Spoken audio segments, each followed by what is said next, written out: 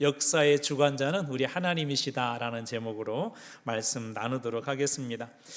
다니엘서는 모든 그런 성경들 그 번역본들에도 다니엘서 그렇게 다 되어 있습니다. 그래서 우리 히브리 성경에도 그렇게 되어 있고요. 또 헬라어 성경도 그렇게 되어 있고 영어 성경도 우리 한글 성경도 다니엘서라고 이렇게 이름이 되어 있습니다. 다니엘서라는 그 이름에서 알 수 있듯이 이 저자는 다니엘이라고 하는 그런 사람인데요. 이 다니엘은 바벨론 포로 시기의 그 선지자입니다. 우리 지난 시간에 혹시 누구 나눴었죠? 에스겔 봤었죠.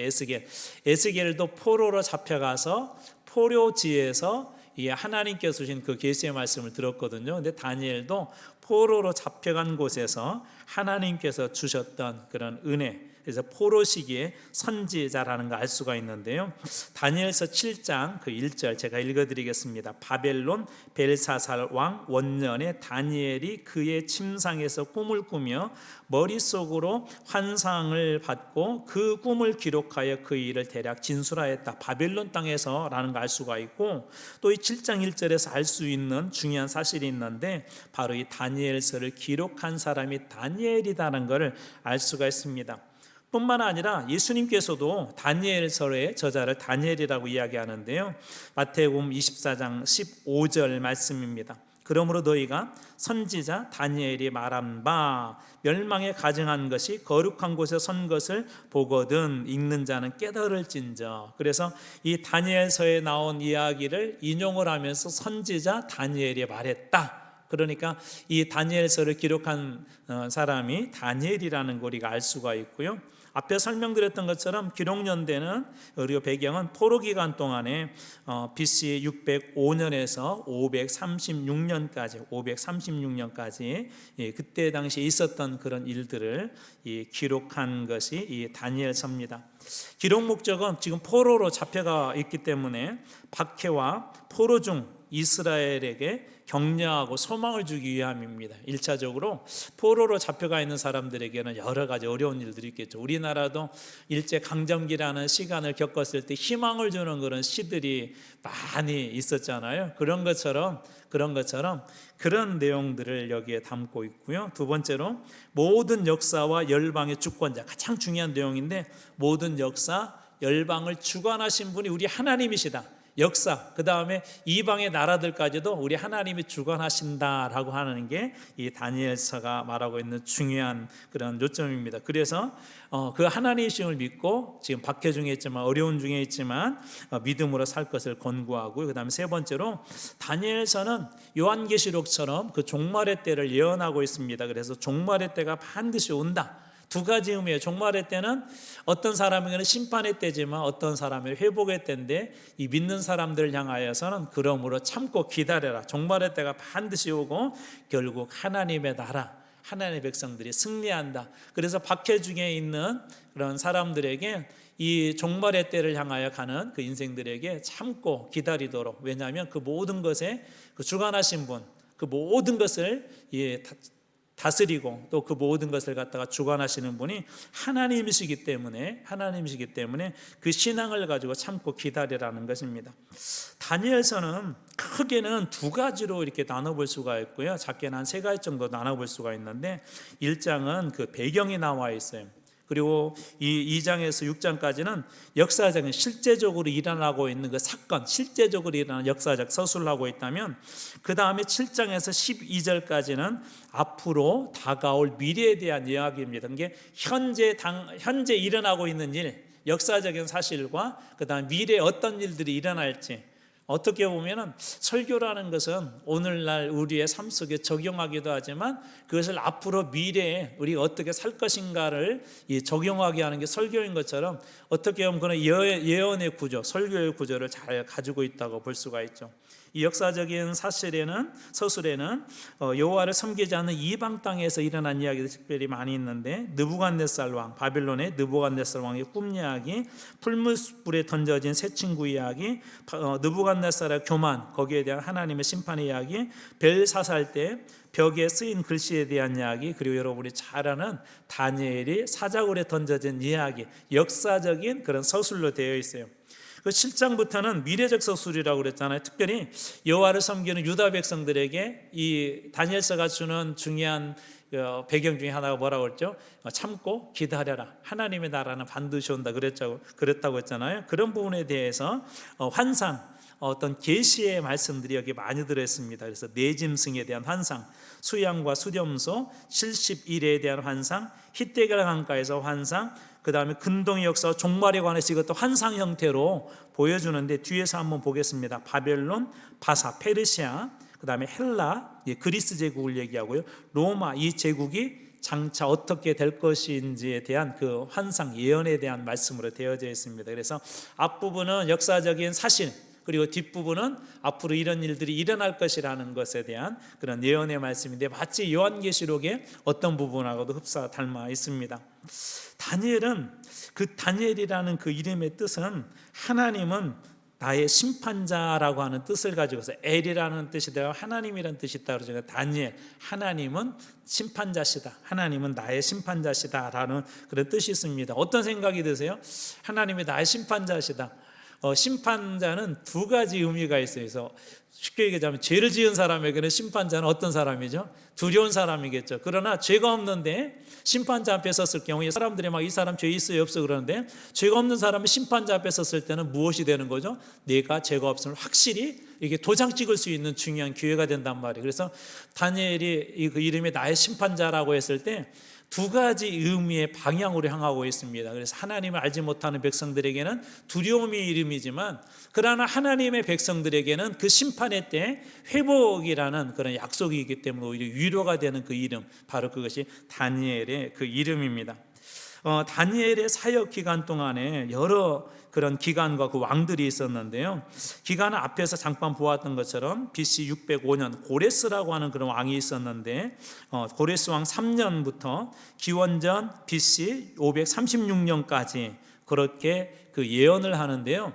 특별히 이 기간 동안에 예루살렘이 멸망한 사건이 그 안에 들어가 있습니다. 그러니까 다니엘이 예언을 하는 동안에 이 예루살렘, 이 유다가 완전히 멸망하게 되는 BC 586년에 바벨론을 멸망하는데요. 그때 당시에 그런 마음들도 이 다니엘서에 들어 있습니다. 세 번에 걸쳐 우리 에스겔하면서 그 얘기했었잖아요. 세 번에 걸쳐 포로로 잡혀가고 마지막 세 번째 완전히 멸망을 하는데 에스겔은 몇 차 포로 때 붙잡혀갔다고 그랬죠? 2차 때 붙잡혀갔죠. 근데 다니엘은 1차 포로 때 붙잡혀갑니다.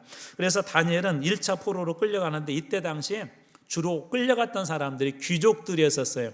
귀족들이 많고 왕족들도 많이 있었고 그래서 다니엘도 대체적으로 학자들은 그 왕족 중에 한 사람으로 봅니다.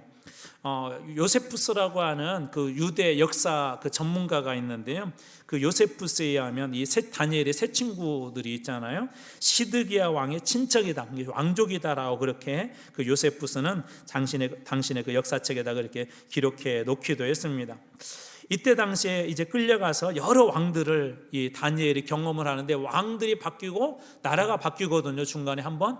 그런데도 나라가 바뀌는 중에도 이 다니엘은 그 왕족이라는 그런 지위 끌려갔지만 그 다음에 그곳에서 소위 고관대작이라고 하잖아요. 그 자리를 끊임없이 잘 유지합니다. 그 비결이 있어요. 그 이야기도 한번 뒤에서 잠깐 나눠보도록 하겠습니다. 그때 당시 왕들이 있었는데요. 바벨론 당시에는 느부갓네살 그리고 벨사산이라는 왕이 있었고 다리오라고 하는 왕은 메대와 바사, 이때는 이제 연합의 나라에 있었어요. 그리고 고레스는 나중에 이제 바사, 페르시아, 나중에 이제 메대와 바사가 연합하여서 페르시아라는 하나의 나라가 되는데 바사, 우리 성경에는 바사로 되어 있습니다. 이 바사라는 나라가 되는데 이 고레스, 다시 말해서 느부갓네살, 벨사살, 다리오, 고레스 이 네 명의 왕들의 시대를 이 고레스가 이 다니엘이 이 네 명의 왕들의 시대에 그 땅에서 예언자로서 선지자로서 그렇게 활동을 합니다. 그러면서도 중요한 자리, 이 높은 고위직의 자리를 끊임없이 지켰던 그런 이유들이 있다고 그랬죠. 한번 그런 부분들도 머릿속에 염두에 두고 다니엘서를 한번 읽어가면 그 안에서 주시는 중요한 뜻들을 좀 발견할 수 있을 것 같습니다. 참고로 BC 605년이 이제 1차 포로 잡혀갈 때거든요. 그때 당시 대략 학자들은 다니엘의 나이를 15세로 봐요. 15세. 여기 15세보다 어린 친구들은 저기 아까 우리 요아실에 있는 것 같아요. 잠옷실에 있는 것 같은데 15세, 상당히 어린 나이에 이 다니엘이 끌려갔어요. 어린 나이 15세 정도면 우리나라로 이야기하자면 중학교 2학년인가요? 자녀들 안 키우세요? 중학교 2학년 정도 나이라고 한번 상상해보고 여러분들이 그 당시에 나이, 그 정도 아이를 키웠을 때 아이의 신앙을 한번 비교를 한번 해보십시오. 15세 정도에 그가 끌려갔는데 10장의 묵시는 83세 때 그 하나님께서 말씀을 주세요. 그러니까 이 83세면 이때 당시에 다니엘 시대 때 나이로 본다면 사실 대부분은 이미 사람들이 죽었을 때, 이게 다니엘은 어떻게 보면 장수한 사람이었었죠. 그런데도 이 83세에 하나님의 말씀이 선명하게 들려왔다는 것은 그가 이 영적으로 아직도 깨어 있었다는 걸 알 수가 있죠. 우리 모세에 대해서도 신명기 34장 7절에 이렇게 말씀하셨거든요. 모세가 죽을 때의 나이 120세였으나 그의 눈이 흐리지 아니하였고 기력이 쇠하지 아니하였다. 여기 눈과 기력은 외적인 것을 이야기하지만 이 모세의 영적인 그런 명철, 그 다음에 영적인 감각, 영적인 탁월성들이 여전히 모세가 120세가 넘었는데도 그랬다는 거예요. 그런 의미에서 볼 때 다니엘이 83세 정도의 10장의 환상의 말씀, 예언의 말씀을 받았다면 다니엘 역시도 하나님의 말씀을 분명하게 받아들일 수 있었다면 그도 그런 사람이었으니 영적으로 83세가 되었는데도 그의 영역과 그의 영적인 실력은 사그라들지 않은 그런 사람이에요. 우리 건강도 갑작스럽게 연세가 이렇게 드시면 어느 순간에 갑작스럽게 무너지더라고요. 저도 이제 이렇게 막 60에 가까우니까는요, 어느 순간부터 권사님들처럼 일어날 때 아이고 그 소리가 나오기 시작하고요. 의지하고 상관없이 이게 나이를 먹으면 몸이 자연스럽게 옛날하고는 좀 다르죠. 그럼에도 불구하고 70이 되고 80이 되고 지난번에 텔레비전 보니까 정확하게 나이는 생각이 안 나는데요. 할머니하고 할아버지 나이가 190 몇 세예요. 둘이 합쳐서. 역시 우리 교회는 숫자에 별로 안 놀래요. 할아버지가 100세시더라고요. 할아버지가. 근데 이 할아버지가 100세신데도 허리가 꼿꼿하고요.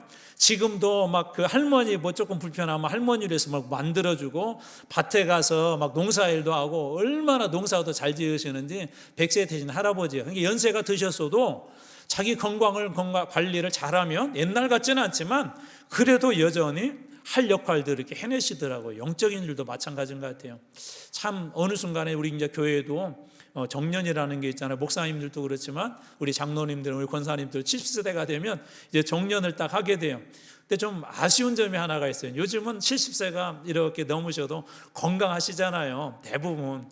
그런데 교회에서 이렇게 은퇴하고 나면 우리 그 은퇴하신 분들도 내가 은퇴했는데 교회에서 이렇게 좀 기도한다거나 그런 것조차도 좀 꺼려하시고 봉사하는 것도 꺼려하시고 또 자연스럽게 그러다 보니까는 교회 활동도 이렇게 잦아들고 하는 그런 일들이 좀 있어요. 그러다 보니까 어느 순간에 교회로부터 어떤 분들은 멀어지기도 하고 또 기도 생활도 멀어지기도 하고, 물론 저희가 그런 건 아니에요. 우리 새벽기도 나오신 분들 알겠지만 우리 장로님이나 우리 권사님 은퇴하신 분들 중에도 나오셔가지고 얼마나 새벽기도 열심히 하시는지 몰라요. 근데 그런 것들조차도 놓아버리게 되면 신앙도요, 이 연세에 따라서 똑같이 육체적인 건강처럼 이렇게 마이너스로 가거든요. 근데 다니엘은 그렇지 않았다. 그러니까 하나님께서 그를 80세가 넘어서도 말씀을 주시는 그런 사람으로 쓰시는 것 같아요. 저는 여기 계신 여러분들이 우리 주님께서 부르실 그때까지, 하나님이 언제 부를지 모르겠지만 하나님이 부르실 그때까지 하나님의 말씀이 생생하게 들려지는 영적으로 강건함을 유지하는 여러분들 다 되길 주님으로 축원합니다.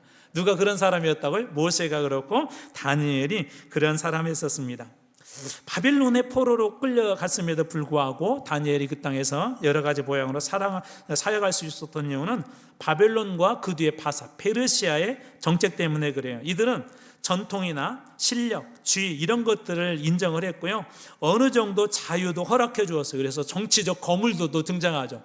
포로로 잡혀갔는데 정치적 거물들이 등장해요. 우리가 잘 아는 느헤미야, 또 오늘 우리가 본문에 보는 다니엘, 그리고 에스더는 왕비까지 되잖아요. 그리고 또 그 사촌의 모르드게, 이런 정치적 거물들도 있다는 것은 바사나 바벨론 이 나라들이 어느 정도 이 사람들에게 자유와 실력만 되면 등용하는 그런 포용 정책을 썼다는 걸 알 수가 있습니다.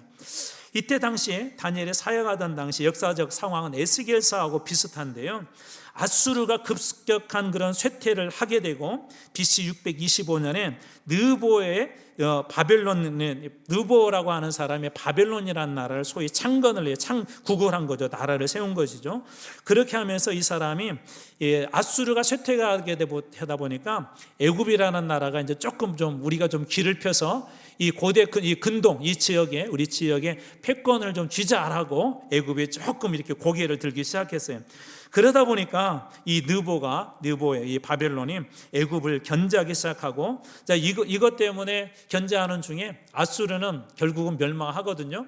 근데 멸망을 했어도 누가 있죠? 그 잔당들이 있잖아요. 이제 잔당들과 애굽이 합쳐가지고 바빌론을 한번 이렇게 물리치려고, 그때 이제 첫 번째 올라가다가 무깃도라는 곳에 요시야 왕이 괜히 가서 막았다. 하나님 막지 말라고 그랬는데 막았다가 죽은 사건이 있었고, 그 뒤에 이제 2차 때 갈그미스라는 곳에서 전투를 하거든요. 거기에서 완벽하게 이 바벨론이 애굽의 군대를 대파합니다. 그리고 나서 이제 이때 당시에는 바벨론이 전체적으로 그 주변에 이 근동 지역에 그 패권을 쥐고 있었던 때, 그러니까 바벨론이 절대 강자로 있었던 그런 때였습니다. 이게 역사적인 그런 그 배경이고요.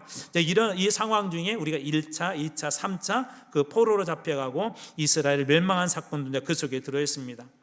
이런 배경을 다니엘서가 가지고 있습니다. 다니엘서의 특징을 보면 묵시문학이에요. 그래서 어떤 분들은 구약의 요한계시록이다. 요한계시록 읽기 쉬워요, 어려워요?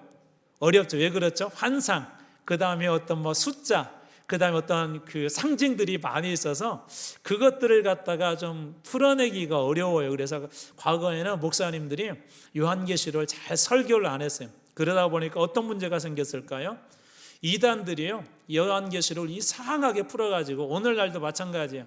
저한테도 계속 지금 이 가까이에 있는 우리 신천지에서 저희 교회도 늘 편지를 보내고, 요즘은 어떤 사람이 몰려왔다 갖다 놓고 하더라고요. 한마음교회 목사님께. 그러면서 내용을 봤더니 똑같이 베껴 썼어요.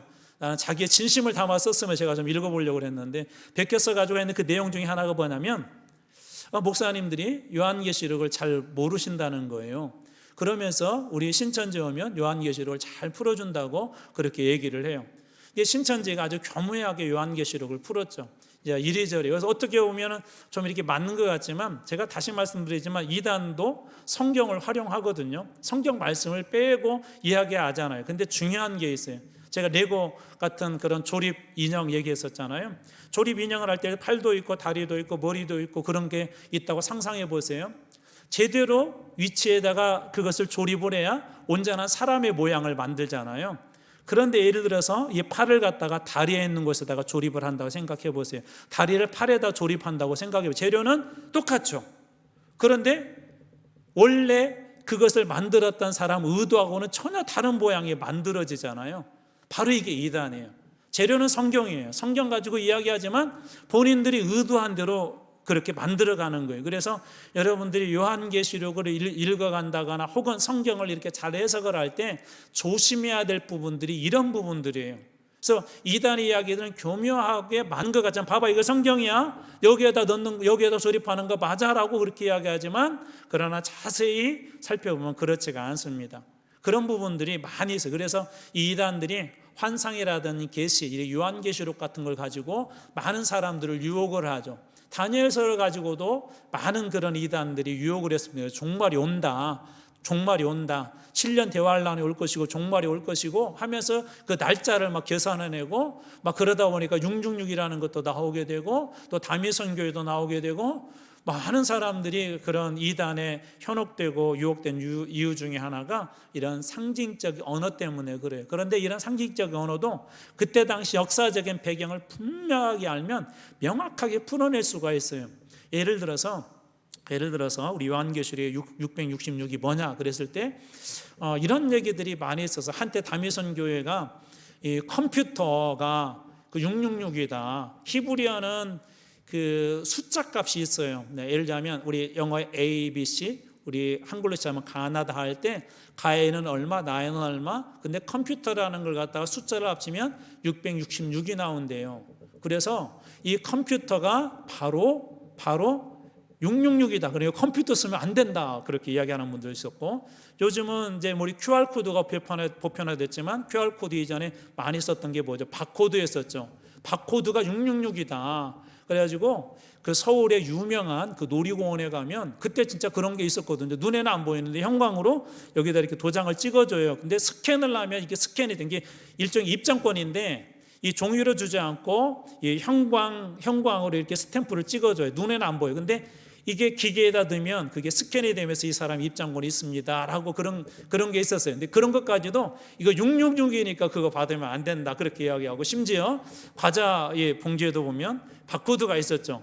근데 그 바코드도 이 그런 봉지가 있는 거 사 먹으면 안 됩니다. 이게 사단이 만들어낸 거기 때문에 그걸 먹으면 그 적그리스도에게 우리가 도움을 주는 거다. 막 아무튼 이상한 얘기까지 돌아서 많은 사람들이 그것을 믿고 그렇게 했었죠. 근데 역사적인 배경은 이런 배경이에요. 여러분 잘 아시는 것처럼 그 네로라고 하는 그런 황제가 있잖아요. 그 황제 때 박해가 심했단 말이에요. 그래서 박해가 심할 때는 우리나라도 일제강점기 때 이 독립군들이 뭔가 이렇게 작전을 짤 때 암호로 이렇게 쓰잖아요. 암호로. 아는 언어로 하지 않는단 말이에요.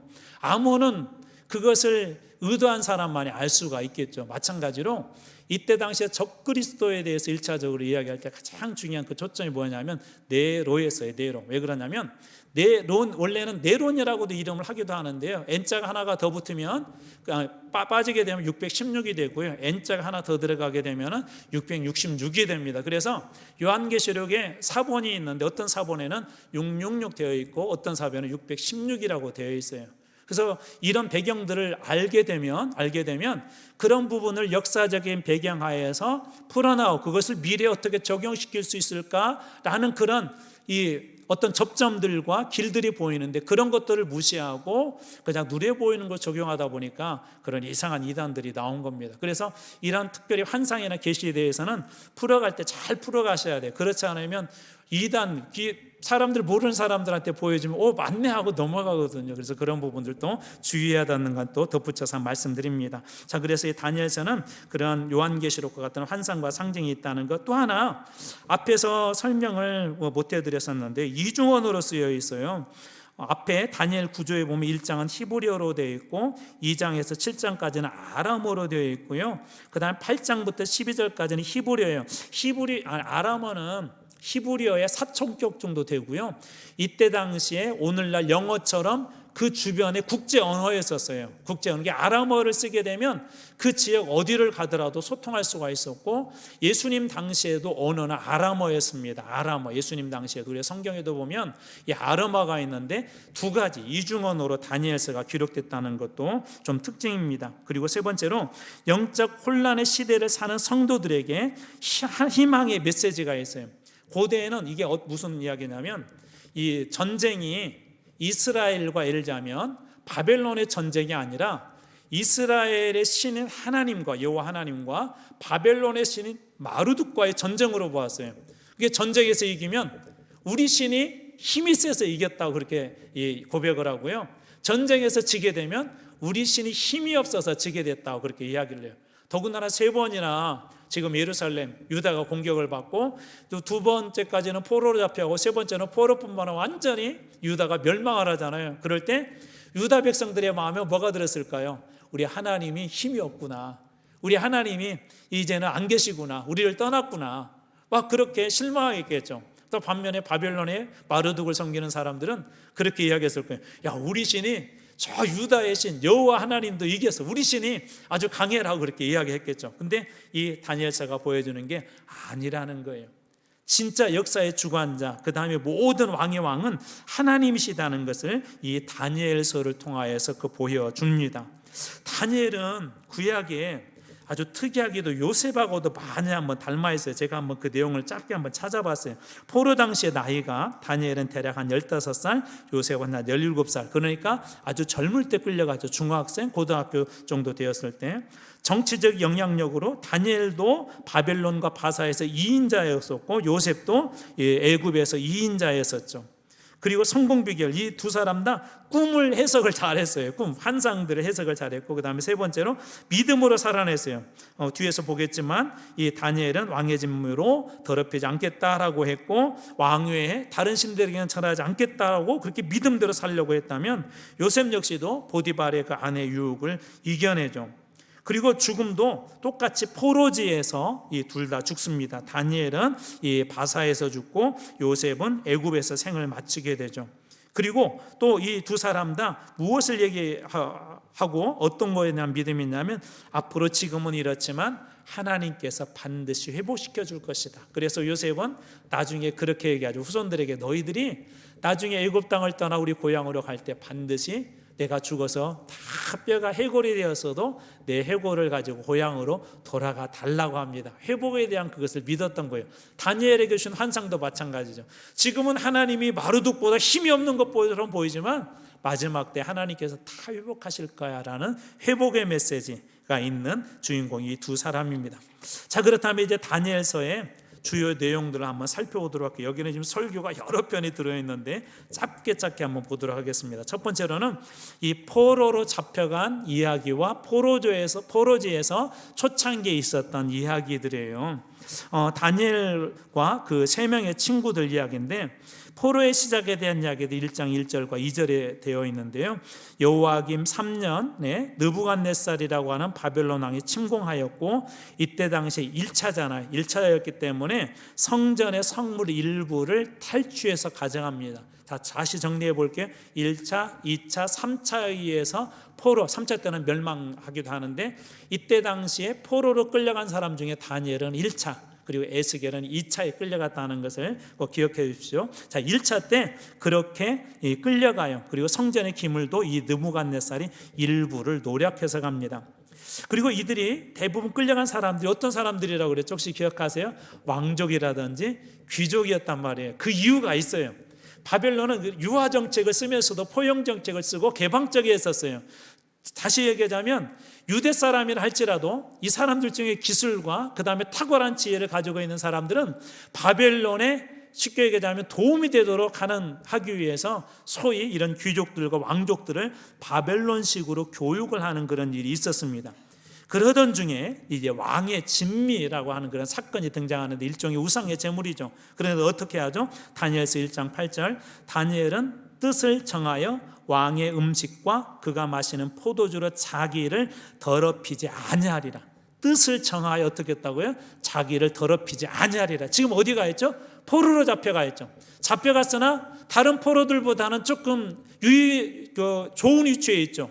유리한 위치에 있죠. 왜 그렇죠? 그런 왕족으로서, 귀족으로서 또 대접받으면서 지금 한단 말이에요. 왕의 진미라고 한다면 이 바벨론 사람들에게는 어떻게 하면 왕이 준 음식이기 때문에 그들에게는 최고의 것 아니에요. 왕이 무엇을 준다고 한다면, 예전에 제 친구가 모 대통령으로부터 시계를 받았는데 그걸 자랑하고 다니더라고요. 여러 곳에 시계 하나만 받아도 자랑하라는데 매일 왕이 주는 진미를 먹는다 생각해 보세요. 얼마나 자랑이 되겠어요. 근데 다니엘이 이렇게 되어 있어요. 말씀 방금 읽어드렸던 것처럼 하나님께서 주셨던 그 마음 때문에 뜻을 정하여 왕의 진미를 먹지 않고 자기를 더럽히지 않기로 결정했다. 이렇게 되면 뭐가 손해죠? 소위 이 다니엘에게 주어진 특혜를 포기해야 되는 거예요. 그리고 또 하나 뭐가 문제죠? 왕으로부터 지적을 당하게 되면 그때 당시는 왕이 죽여 그러면 죽는 거란 말이에요. 그러니까 죽음이라는 그런 상황이 올 수 있음에도 불구하고 다니엘 어떻게 뜻을 정하여, 저는 여기에 우리 신앙의 귀한 자세를 배울 수 있다고 생각합니다. 여러분들은 예수를 믿는데 뜻을 정하셨나요? 예배도 제가 예배 드리는 것도 보니까는요, 뜻을 정해야 이게 가능하더라고요. 힘들고 그랬죠. 우리 청년들이 이렇게 이제 1인 1사역도 하고 또 교회 이렇게 봉사도 하고 토요일 날도 나와서 또 이게 열심히 찬양팀 준비도 하고 또 예배 전에 와서 준비하고 또 예배 드리고 끝나고 나서도 막 1시간씩 막 기도하고 하거든요. 근데 어느 청년이 그래요. 맡아서 어쩔 수 없이 이렇게 나왔다고. 그런데 끝나고 나면서 하는 말이 나오길 잘했다고. 하나님의 은혜는 정말 알 수 없는 것 같아요. 그런데 중요한 게 있어요. 뜻을 정하게 되면 하나님의 은혜는 다 풍성해집니다. 영적인 일에는 반드시 뜻을 정하셔야 돼요. 그런 결단이 없어서는 예수를 못 믿어요. 오래전에 그런 얘기를 들었어요. 서울의 큰 대형 교회가 새벽 기도회를 1년에 한 2번 특별 새벽 기도를 해요. 근데 대전에서도 온대요. 그 새벽에. 대전에서도. 그래서 제가 그런 생각을 해서 어떻게 대전에서 여기까지 가지? 힘들겠다. 그런 생각을 했는데 이분들이 그럼에도 불구하고 그 자리를 지켜내더라고요. 뜻을 정하는. 이 오랜 매일이 아니라 특별 새벽 기도의 기간 동안만큼은 그렇게라도 새벽 제단을 한번 섬겨야 되겠다라고 뜻을 정한 거예요. 뜻을 정한다는 게 얼마나 중요한지를 우리가 알 수 있는 부분이죠. 그렇게 해서 어떻게 했습니까? 환가장에게 그 사실을 이야기하고 하나님의 긍휼을 구하죠. 그래서 하나님께서는 놀랍게도 이들에게 그런 은혜를 주셔요. 그것뿐만 아니라 1장 17절에 이렇게 되어 있습니다. 하나님이 이 네 소년에게 학문을 주셨고 모든 서적을 깨닫게 하셨고 지혜를 주셨으니 다니엘은 또 모든 환상과 꿈을 깨달아 알았다. 누가 그렇게 하셨다고요? 하나님께서 그렇게 하셨대요. 하나님이. 여러분, 뜻을 정할 때 하나님의 역사가 일어나게 될 줄로 믿으시기 바랍니다. 두 번째로는 두라평지에 금신상을 세웠어요. 금신상에 절하라 라고 그렇게 이야기했는데요. 3장 8절에 오면 그때 어떤 갈대아 사람들이 나와 유다 사람들을 참소했다라고 그렇게 이야기하면서 3장 17절에 왕이여 우리가 섬기는 하나님이 계시다면 우리를 맹렬히 타는 풀무불 가운데서 등이 건져내시겠고 왕의 손에도 건져내시리이다. 이게 무슨 얘기냐면 두라평지에다 큰 금신상을 세우고 절하게 했어요. 그런데 거절한 사람들이 있었어요. 그럴 때 어떤 사람이 있었다고요? 3장 8절에는 유다 사람을 참수하는 사람, 하나님 법대로 성경대로 말씀대로 살아가려고 하는데 참수하는 사람이 있었대요. 여러분 가끔 그럴 때 있으시죠? 내가 제대로 정말 예수 믿고 싶어서 정말 열심히 섬기고 봉사하고 그런데 누군가 우리를 참수하는 사람들이 있어요. 소위 힘 빠지게 하는 사람들이 있어요. 근데 기억하세요. 입대 당시도 그런 사람들이 있었어요. 예수 바르게 믿으려고 하는 데는 이런 일들이 종종 일어납니다. 사단의 방해뿐만 아니라 사람들의 참소, 비난도 있어요. 똑바로 믿으려고 해도 비난을 해요. 바르게 믿으려고 해도 비난을 합니다. 심지어 지금이 어느 시대인데 하면서 그런 것들에 대해서 비난을 하기도 합니다. 바로 그러한 일들이 일어났죠. 그런데도 어떻게 하죠? 이 세 사람들은 끝까지 신앙을 지키죠. 문제는 뭐죠? 이 왕의 명령을 어기게 되면 이들은 풀무불 속에 던져지는데 그날은 그보다도 훨씬 뜨거운 풀무불이 되게 하고 그 속에다가 이 세 명의 친구들을 던져놨습니다. 그런데 그때 왕이 특이한 걸 봐요. 분명히 세 명이었는데 이상한 한 사람이 더 있는 거예요. 이 사건이 여러분이 잘 아는 두라평지에 세운 금신상 사건입니다. 그리고 나서 이것 때문에 이 왕이 나중에 이 사실을 알게 되죠. 하나님께서 그들을 살려주셨다는 걸 알게 되고 그 불 속에서 건져넣게 합니다. 그리고 그를 향하여 참소했던 사람들은 큰 곤란한 일을 당하죠. 3장 28절입니다. 느부갓네살이 말하여 이르되 사드락과 메삭과 아벳느고의 하나님을 찬양할지로다. 그가 그의 천사를 보내사 자기를 의뢰하고 그들의 몸을 바쳐 왕의 명령을 거역하고 그 하나님밖에 다른 신을 섬기지 아니하며 그에게 절하지 아니한 종들을 구원하셨도다. 지금 누가 이렇게 찬양하는 거죠? 이방의 왕 느부갓네살이 고백을 해요. 자, 하나님은 역사의 주인이시며 주관자라고 그랬어요. 느부갓네살도 뭐라고 이야기하죠?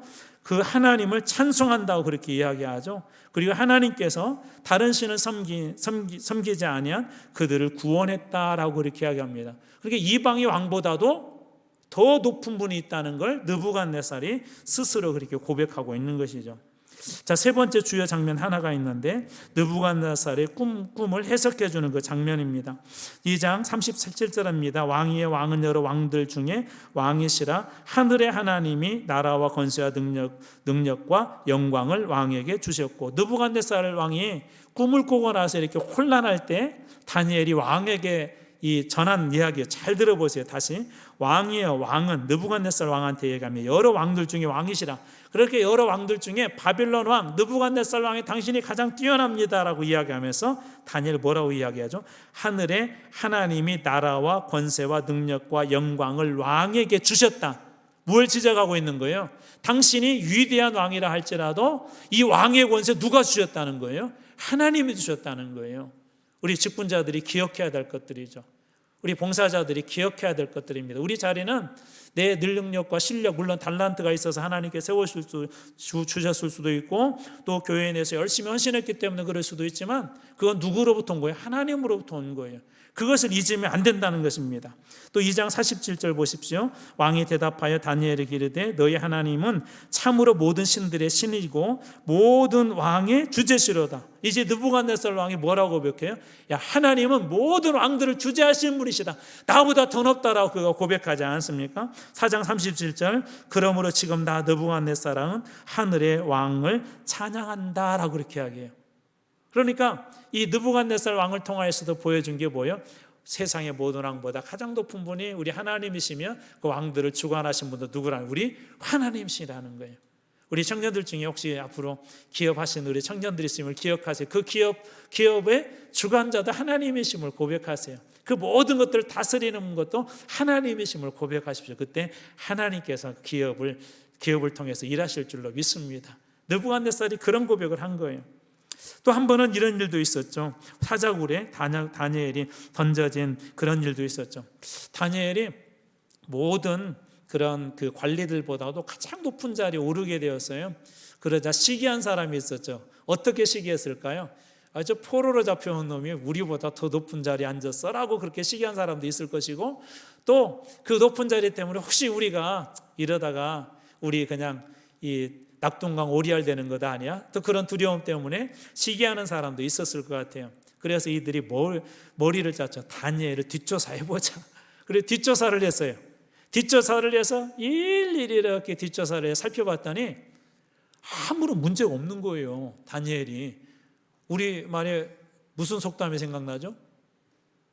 털어서 먼지 안 난 사람 있냐 그러자. 근데 먼지 안 난 사람 있더라고요. 다니엘은 털었는데 먼지 하나도 안 버린 거예요. 그래갖고 다니엘을 이렇게 해서는 그 다니엘 저 자리에서 못 끌어내린다 그래서 가만히 보니까 다니엘이 율법대로 포로로 잡혀갔지만 예루살렘을 향하여서 문을 열고 하루에 3번씩 예배하고 기도하는 장면들을 이들이 목격을 하게 됩니다. 그래서 왕에게 가서 왕이시여, 왕은 그 신 아니십니까? 지금부터 우리 30일 동안 우리 백성들이 왕을 신으로 이렇게 섬길 수 있도록 왕 외에 다른 신들에게 절하는 사람들이 있으면 사자굴에 던져놓읍시다. 왕이 너무 기분이 좋았어요. 그래서 그 조서에 도장을 꽝 찍어줍니다. 이제 이 참수하는 자들은 그것 가지고 이제 법적 근거가 마련됐잖아요. 다니엘을 끌어내려.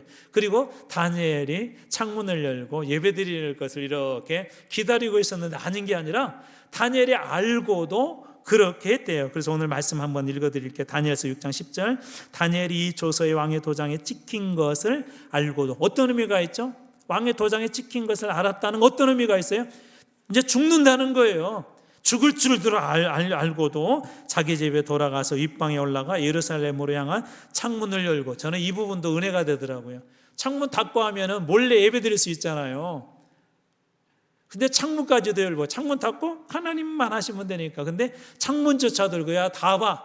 나는 너희들이 아무리 잠수하고 너희들이 아무리 비난하고 너희들이 나를 사자굴에 던져넣는다 할지라도 나는 예배 포기하지 않을 거야. 무엇과 무엇을 바꾼 거예요? 목숨과 예배를 바꾼 것이죠.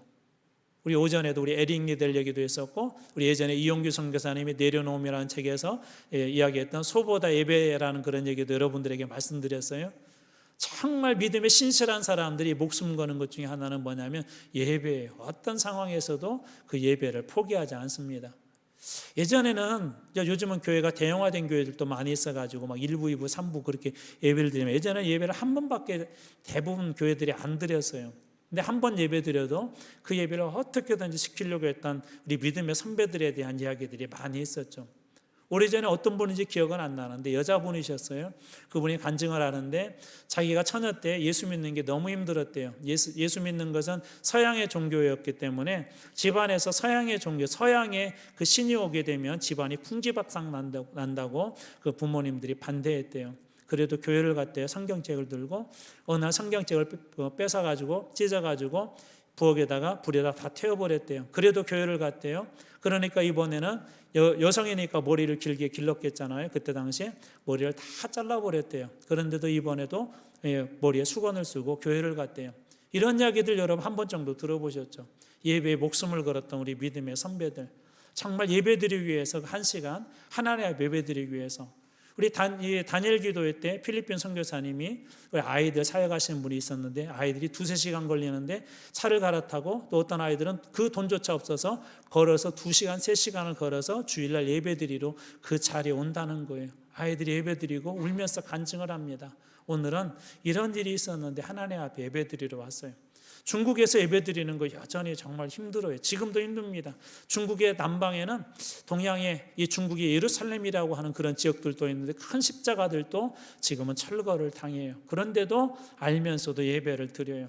올해 초 그다음에 작년 연말에 하얼빈에서 200명 넘는 그리스도인들이 이렇게 잡혀서 감옥에 가기도 했어요. 예배 드리는 현장에 급습을 해가지고. 그런데도 왜 예배 드릴까요? 그리스도인들의 생명력은 이 예배에 있기 때문에. 그래서 이 다니엘도 그것을 포기할 수가 없었던 것이죠. 그래서 사자굴에 던져줄 줄 알면서도 그는 그렇게 하나님 앞에 예배드렸던 것입니다. 자, 그러다 어떻게 됐어요? 6장 24절의 결론은 왕이 말하여 다니엘을 참수한 사람들을 끌어오게 하고, 지금 참수하고 그들이 이긴 것처럼 보였지만 그들의 처자들과 함께 가족들과 함께 사자굴에 던져넣게 하였더니 그들이 굴 바닥에 닿기도 전에 사자들이 그들을 움켜서 그 뼈까지 부셨도다. 예배 현장에서 우리가 잠시 동안 지는 것 같지만 결국 하나님의 사람들이 승리한다는 것입니다. 우리는 늘 눈앞에 있는 그런 두려움에 절망하기도 하죠. 사자굴에 던져지면 어떨까? 아니에요. 오늘 우리가 다니엘서를 통해서 계속 보고자 하는 게 뭐죠? 모든 역사의 주관, 모든 것을 그 주권을 가신 분 하나님이시라는 거예요. 예수님 뭐라고 말씀하냐? 공중의 새를 봐라. 저 새도 하나님이 말씀하셔야 떨어진다는 거예요. 죽는다는 거예요. 하물며 그리스도인들, 하나님의 자녀들은 어떨까요? 누가 책임질까요? 하나님이 말하지 않으면 결코 망하지 않아요.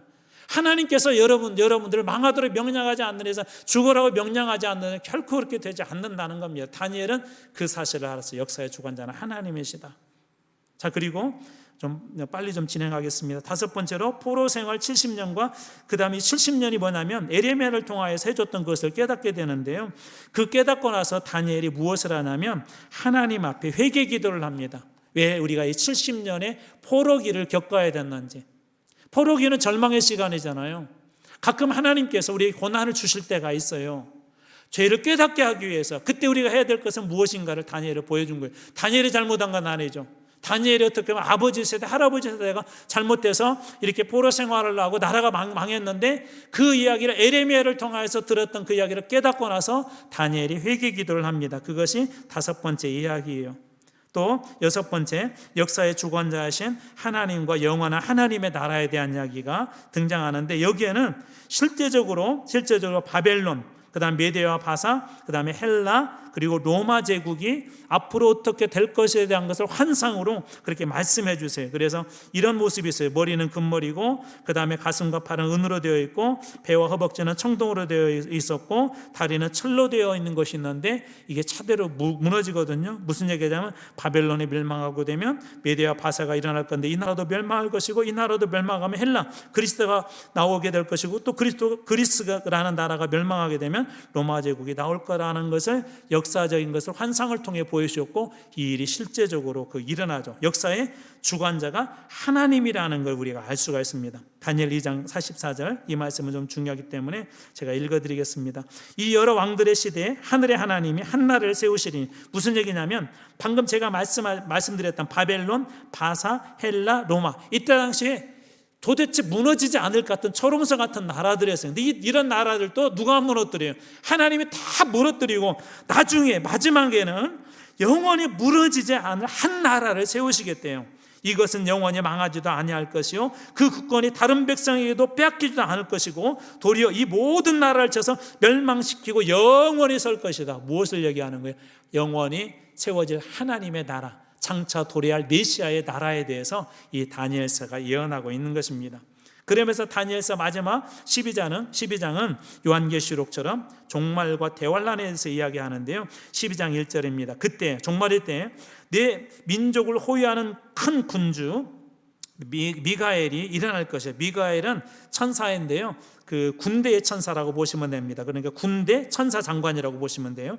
미가엘이 일어날 것이요 또 환란이 있으리니 이는 개국 이래로 그때까지 없던 환란일 것이며 그때 내 백성 중 책에 기록된 모든 자가 구원을 받을 것이라. 책에 기록된 모든 자가 구원을 받을 것이라. 그러면서 2절에는 이렇게 영생을 받을 자가 있고 수치를 받을 자가 있을 것이다. 책에 기록된 모든 자, 마지막 날에는 모든 나라들은 멸망을 당하게 될 것이고 하나님 나라는 영원히 세워질 것이며 그때 구원을 받은 자가 있을 것이고 그렇지 못할 자가 있을 것이다 라고 하면서 종말과 그 대환란에 대해서 예언을 합니다.